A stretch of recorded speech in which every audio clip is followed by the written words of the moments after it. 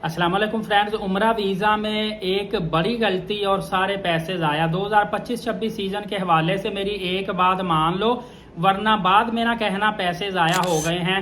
क्योंकि जब भी मैं कोई ना कोई वीडियो बनाता हूँ सिर्फ 20% लोग एग्री करते हैं और मेरी बात मानते हैं और नुकसान से बचते हैं। 80% लोग बगैर किसी प्रूफ के मेरी बात को रिफ्यूज़ करते हैं, बाद में अपना नुकसान उठाते हैं और फिर मुंह छुपाए फिरते हैं।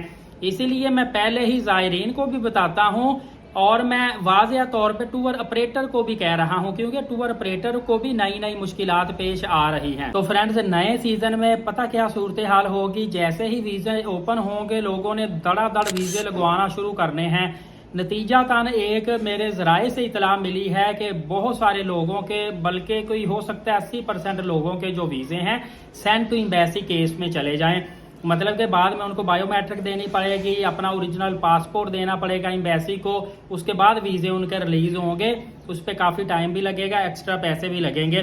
इसीलिए मैं बार बार कह रहा हूँ ट्रैवल एजेंट भी मुहतात रहें और आम पिलग्रिम जो है वो भी जल्दबाजी ना करे, थोड़ा सा बैक फुट पे बैठ के ऑब्जर्व करे चीज़ों को, उसके बाद अप्लाई करें। क्योंकि ये ना हो कि जल्दी के चक्कर में आपके वीज़े उल्टा होल्ड में चले जाएं और ज्यादा केस सेंड टू एम्बेसी होने की इतला ही मिल रही है। लिहाजा वीज़ा अप्लाई से लेकर फ्लाई करने के दौरान 20 दिन का आपने लाजमी वक्फा रखना है, या पहले आपने वीज़ा हाथ में करके फिर एयरलाइन टिकट करवानी है।